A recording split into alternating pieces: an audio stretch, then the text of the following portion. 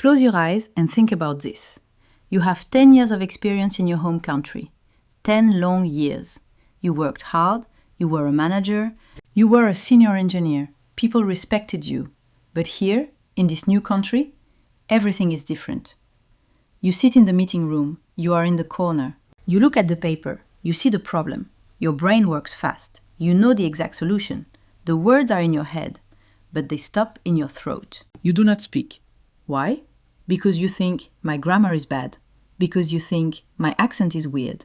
Because you are afraid they will laugh. So you stay silent. Again. Then a young worker starts to speak. They just finished school, they know nothing about the real work. But they speak fast, they sound confident. They say a very simple idea. And what happens? The boss smiles. The boss says, "Wow, great job." They take the credit. They get the promotion. And you? You go back to your desk. You clean up their mistakes. You do the hard work in the shadows. This is the pain of being overqualified. You have the brain, but you have no voice. You are a tiger living in a small cage. The cage is your fear of speaking English. Are you tired of this feeling? Does it hurt your pride? Good, it should hurt. Because if you do not feel the pain, you will never change. Listen to me. No one will come to save your dream.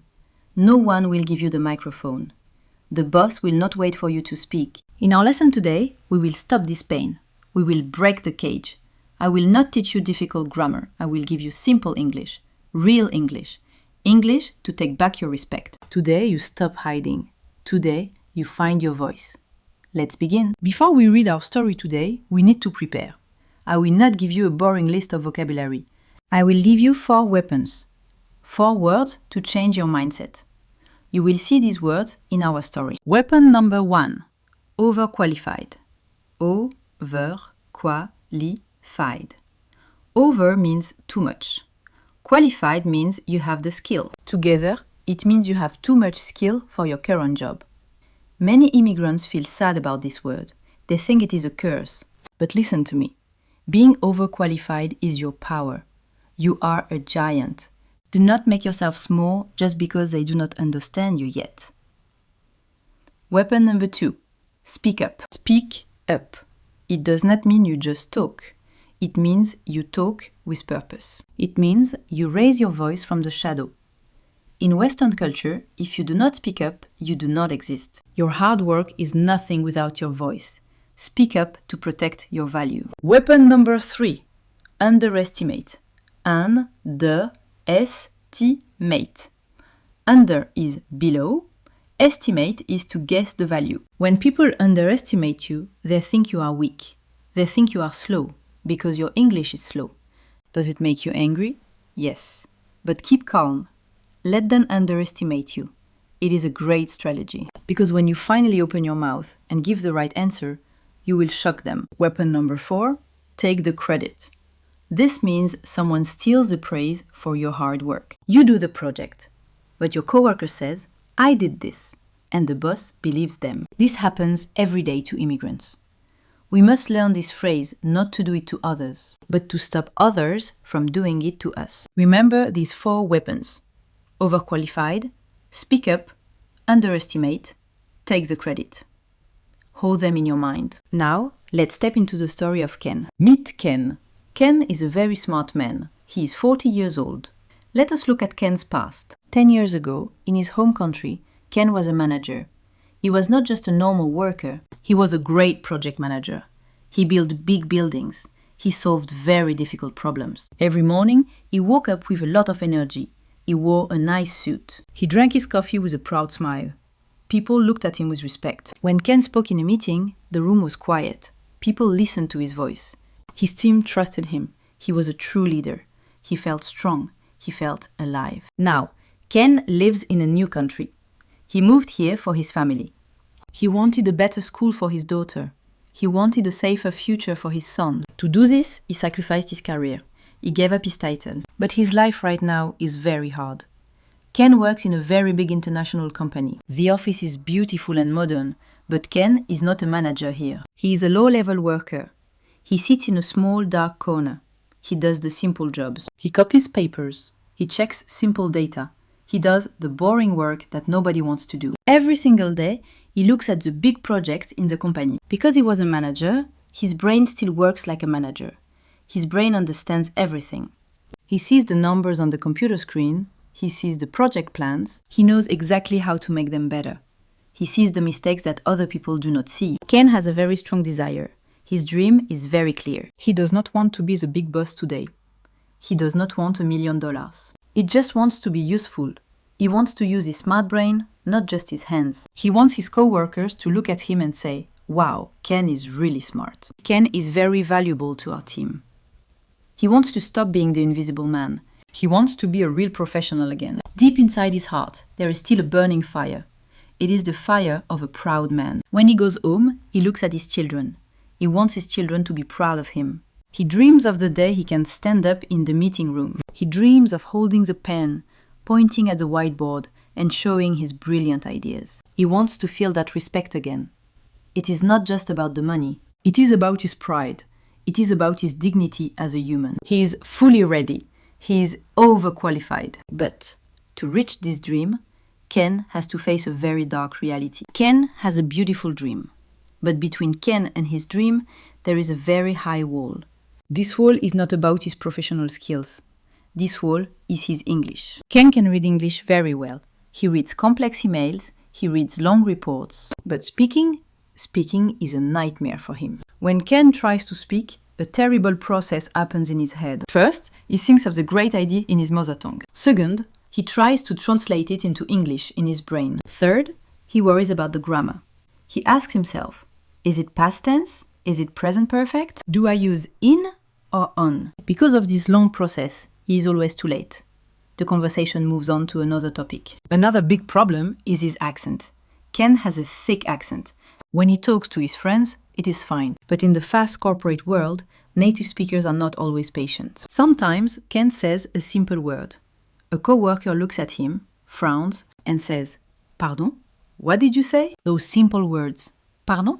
Can you repeat?" feel like a sharp knife in his heart. They kill his confidence instantly. He feels small. There is one more invisible barrier. It is his culture. In Ken's home country, being quiet means you are polite. Being humble is a very good thing. You listen to others carefully. You do not cut someone's sentence. But in this new Western office, the culture is totally different. If you are quiet, people think your head is empty. People think you have no ideas. Everyone speaks loudly. Everyone interrupts each other. It is not an office. It is like a battlefield. So, what happens in the weekly meeting? Ken sits in his chair. He sees a big mistake in the new project plan. He wants to speak up. He remembers he is overqualified. He knows the right answer. He opens his mouth, but his throat is dry. His heart beats very fast. Thump, thump, thump. He looks at the native speakers. They look so relaxed. They speak so easily. Ken feels a deep, cold fear. He thinks, if I speak, I will make a grammar mistake. They will judge me. They will underestimate me even more. So Ken closes his mouth. He swallows his words. He swallows his pride. He stays quiet. The wall is too high. He feels he can never climb it. Every story has a dark shadow. In Ken's office, that shadow has a name. His name is Mark. Mark is not a bad person in movies. He is a real person in the modern office. Mark is 25 years old. He is a native speaker. He is the golden boy of the company. Mark is the exact opposite of Ken. Ken has 15 years of deep knowledge, but no voice. Mark has only 1 year of experience, but he has a very loud, very fast voice. Mark drinks expensive coffee. He wears expensive shoes. He jokes with the boss every morning. He uses big, difficult words. He talks quickly, but Ken knows the truth. Ken checks Mark's work every day. Mark's reports are full of stupid mistakes. Mark does not understand the deep numbers, but Mark has a special power. His power is native confidence. When Mark speaks, he does not care if his idea is stupid. He just speaks with strong energy. Because of his poor English, Mark completely underestimates Ken. Sometimes Ken tries to explain a problem slowly. Mark rolls his eyes. Mark looks at his phone. Mark says, Yeah, sure, Ken. Can you just print this for me? Mark treats Ken like a machine, not a human. Then, the worst day happens. The company has a big crisis with a very angry client. Everyone is panicking. Ken stayed up all night. He looked at the data. He found a brilliant solution. It is a perfect plan. Before the big meeting, Ken shows the paper to Mark. He points at the numbers and explains his idea slowly. Mark looks at it. Mark says, okay, I will think about it. 1 hour later, they are in the big meeting room. The big boss is very worried. The boss asks, who has a solution? How do we fix this? Ken opens his mouth. He breathes deeply. He says, I think we should... Suddenly, Mark raises his hand and cuts Ken's sentence. Mark speaks very fast and very loudly. Hold on, Ken. Let me handle this. Boss, I have a strategy. And then a terrible thing happens. Mark says exactly what Ken told him before the meeting. Mark uses Ken's idea. But Mark packages it in beautiful, fast English. He uses perfect grammar. He sounds like a genius. The whole room claps. The boss is so happy. The boss says, Mark, you saved the company. What a brilliant idea. Mark smiles. He looks around the room. He completely takes the credit. He does not look at Ken. He does not say, this is Ken's idea. Ken sits in his corner. His hands shake. He feels sick in his stomach. Mark is not just taking an idea. Mark is taking Ken's respect. Mark is taking Ken's future. The villain is not just Mark. The real villain is this unfair system. A system where loud and empty voices win against quiet and smart minds. Ken goes to the bathroom. He looks in the mirror. He hates himself. The pain is at its maximum limit. He cannot live like this anymore. Something must change. Today. Ken stands in the bathroom. He looks in the mirror. He is tired of hiding. He takes out his phone. He opens YouTube to escape his sad reality. He sees a video. The video is from a channel called Everyday Confidence English. The voice in the video is slow and calm. It feels like an old friend talking directly to his heart. The voice asks, are you living in a new country? Do you feel overqualified and invisible at work? Do your coworkers take the credit for your hard work? Ken's eyes open wide. He stops breathing for a second. This video is talking exactly about him. It knows his pain. The voice continues. Listen to me. You're making a big mistake. You think your English must be perfect before you speak. You think you need big, fast words like the native speakers. No, you are wrong. You do not need big words. You need a big mind.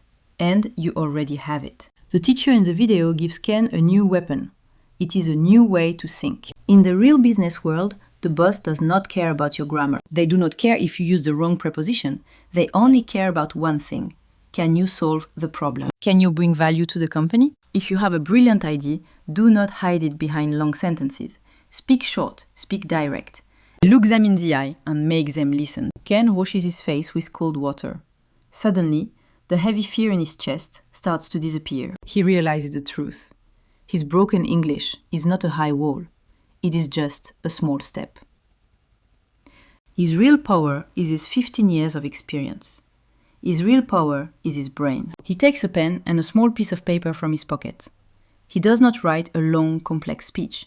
Following the video's advice, he writes down 3 very simple sentences. Sentence number 1. Mark, that is my idea from this morning. Sentence number 2. However, your plan is not complete. Sentence number 3. Let me show you the real numbers. Ken looks at the 3 sentences. There is no difficult grammar. A 10-year-old child can say these words. But they are powerful. They are his weapons to speak up. They are enough to stop Mark and show his true value. Ken breathes in deeply. He breathes out.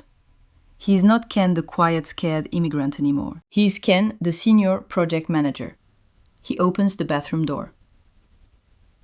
He walks back to the meeting room. Ken opens the door of the meeting room. He walks in. He does not go back to his dark corner. He walks straight to the big table. He stands tall. Mark is still talking. Mark is smiling. Mark feels like a king. Mark says, so, my strategy will fix everything by tomorrow. Ken looks at Mark. Ken remembers his 3 sentences. He speaks. His voice is loud. His voice is clear. Mark. Mark stops talking. Everyone looks at Ken. Ken says his first sentence. That is my idea from this morning. The room is completely silent. You can hear a pin drop. The boss looks at Ken. The boss looks at Mark. Mark's face turns red. Mark tries to laugh. Mark speaks quickly.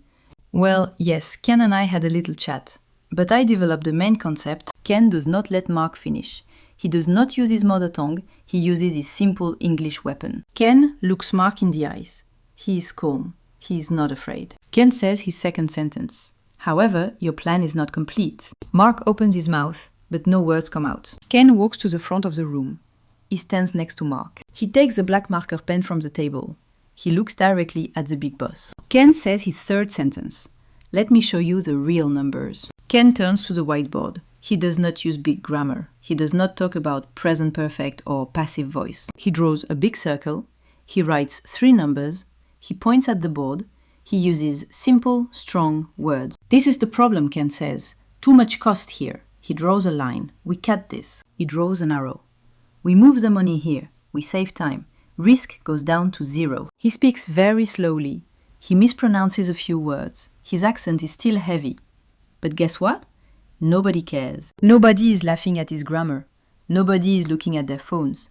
Every eye in the room is watching Ken. Every ear is listening to his brilliant mind. Because Ken is not giving them beautiful English. Ken is giving them the solution. Ken is giving them money and success. Ken finishes his explanation. He puts the black marker on the table. Click. He looks at the boss. He looks at Mark. He looks at everyone. For 5 seconds, there is no sound. No one breathes. Then the big boss slowly nods his head. The boss smiles. It is not a polite smile. It is a real smile. A smile of deep respect. The boss says, Ken, this is incredible. This is exactly what we need. Why didn't we see this before? The boss turns to Mark. The boss's voice is cold. Mark, you need to learn from Ken. He is the real expert here. Do not speak for him again. Mark looks down at his expensive shoes. His face is very red. The golden boy does not speak fast anymore. He is completely quiet. Ken walks back to his chair. But everything is different now. His chair is the same, the room is the same, but Ken is not the same. He is not walking back to a dark corner. He is walking to a place of honor. After that meeting, everything in the office changes. Coworkers come to his desk. They do not ask him to copy papers anymore. They do not bring him small, boring tasks. They bring him big problems. They ask him for advice. Ken, can you look at this? Ken, what do you think? When Ken speaks, they listen patiently. If they do not understand his heavy accent, they do not roll their eyes. They do not look at their phones. They say, sorry, Ken, can you explain that again? I want to understand your idea. They wait for him, because they know his slow words have high value. Ken goes home that evening. He opens the door. He hugs his children. He goes to the bathroom and looks at the mirror again. The tired, scared immigrant is gone. He sees the senior project manager. He sees a strong father. He sees a man with dignity. He is no longer the invisible professional. He is seen.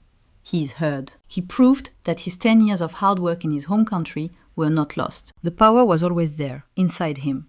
He just needed to break the cage. He just needed to speak up. This is the end of Ken's story. But maybe, just maybe, this is the beginning of your story. Let us look back at Ken. What did he do? He did not go back to school for 4 years to learn perfect grammar. He did not buy a new perfect native voice. He did not change his heavy immigrant accent. What did he change? He changed his mindset. He remembered his true value. The lesson from Ken's life is very simple, but it is very deep. Please listen to me carefully. English is not a measure of your intelligence. English is not a measure of your worth. English is just a tool. It is nothing more than a tool. A hammer is a tool to build a house. A pen is a tool to write a letter. English, if you use the tool slowly, it is perfectly okay. The important thing is what you build with that tool. Ken built a brilliant solution for his company. He built respect for himself. I know many of you watching this video right now are exactly like Ken. You are sitting in a small room. You feel tired. You feel ignored. You have gray hair from years of stress. You have calluses on your hands. You crossed oceans to live in this new country. You survived terrible storms in your life. You are a survivor. You are a fighter. So, I ask you this. Do not let a simple language defeat you. Do not let a young, loud coworker make you feel small or stupid. You are overqualified for your job, yes, but you are also overqualified for your fears. Remember this truth. Native speakers have a language.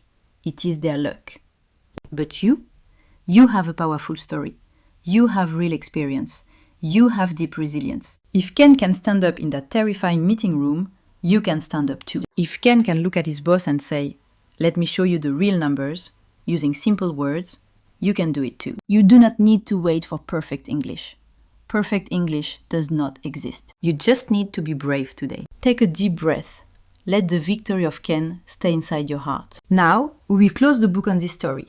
We will step back into the real world. In the next part, I will talk to you face to face. We will take 3 deep life lessons from Ken's journey. We will turn your pain into your power. Are you ready to dive deeper with me? Let us go. Welcome back. The story of Ken is over, but now we must talk about you. Let us look directly into your life. Ken's story gave us 3 very deep life lessons. These are not grammar lessons. These are survival lessons for the workplace. Lesson number 1. Silence is not humility. Silence is losing your power. I know your culture. I know how you were raised. In your home country, you are taught to be quiet. You work hard. You keep your head down. You believe that if you work hard, the boss will see it. You believe the reward will come to you naturally. But you are in a new country now. The rules of the game are completely different. Here, if you do not speak, people do not think you are humble. They think you are empty. They think you have 0 ideas. Every time you stay quiet in a meeting, you take a piece of your power and give it to someone else. You give it to the marks in your office. You must stop this today. You are overqualified. Do not let your silence hide your brilliance. Speaking up is your duty to yourself and your family. Lesson number 2. Do not wait for perfect English. It is a trap. So many of you are waiting. You are waiting for a magical day. You think, next year my English will be perfect. Then I will speak. Listen to me. That magical day will never come. Perfect English does not exist. Even native speakers make grammar mistakes every single day. You are letting the fear of bad grammar put you in a cage. Think about this. What is more valuable? Perfect English with a stupid idea, or broken English with a genius idea? The business world only cares about money, solutions, and results. If your idea saves the company time and money, the boss does not care if you say in or on. Use your simple words. Use your broken English. Combine your broken English with your beautiful, genius mind. That is how you win. Lesson number 3. Your attitude is louder than your words. When you speak to native speakers, you often feel small because they speak so fast. But remember this truth. Fast does not mean smart. Loud does not mean correct. If you speak slowly, it is not a weakness. It is a power. When you speak slowly, it means you are careful. It means you are thinking deeply. If you make a mistake, do not say, "I am sorry for my bad English." Never say that again. Just pause, breathe, and continue your sentence. Look them directly in the eyes. Keep your body calm. People will respect the quiet professional who finally speaks, much more than the loud boy who never stops talking. These are your 3 lessons. 1. Stop being silent. 2. Stop waiting for perfection. 3. Use your calm attitude to win. You have the brain, now you have the mindset. Now we have reached the most important part of our video today. Action. Listening to a video is easy. Thinking about change is easy. But changing your real life? Right now you are feeling strong. You are feeling a new fire in your heart. We must use it today. I have a very special challenge for you. It is not a grammar homework assignment. It is a mission for your pride. Here is your daily challenge. I want you to take a piece of paper and a pen. Think about last week. Think about one time in the office when you stayed completely silent. Maybe you had a good idea, maybe you saw a mistake, but you did not speak. Now, I want you to write down that idea, but do not write it in your mother tongue. And do not write a long, difficult English essay. Write it in exactly 3 simple English sentences. Short sentences, just like Ken did in the bathroom. Keep this paper in your pocket tomorrow. When you go, you just need the courage to use them. Before we finish, I want us to practice together. I want to see your commitment. Go to the comment section below this video right now. I have a fill-in-the-blank question for you. Use one of our weapon words from today's lesson. Here is the sentence. I have many years of experience, so I will not let anyone blank my real value. What is the missing word? Is it speak up? Is it underestimate? Or is it overqualified? Type the full sentence with your answer in the comments. When you type it, say it out loud. Make it your personal promise. I will read every single comment. I want to see you take action. I want to see you step out of the shadows. If Ken's story touched your heart today, if you are tired of being the invisible professional, if you want to learn real English for your real life, then you are in the right place. This channel, Everyday Confidence English, is your home. We are the voice of the underdog. We fight together. Please click the like button. This helps YouTube show this video to other hardworking immigrants who are suffering in silence. They need to hear this message too. Hit the subscribe button so we can continue to walk this road together. Next week, we will face another workplace fear, and we will conquer it. Take a final deep breath with me. Breathe in. Breathe out. The workday is over. You can let go of the stress now. You are safe. You are valuable. Remember your journey. You left your home country. You said goodbye to your family. You crossed oceans to be here. You rebuilt your life from zero. A person who can do all of that is not a weak person. You are a giant. Do not let a small office, a loud coworker, or a new language make you forget who you really are. Before you go to sleep tonight, I want you to repeat these words. Say them out loud wherever you are. This is your affirmation. I have the power to change. My value is decided by me. You are overqualified for fear. You are ready for respect. Rest well tonight. I will see you tomorrow as a better, stronger version of yourself. Goodbye for now.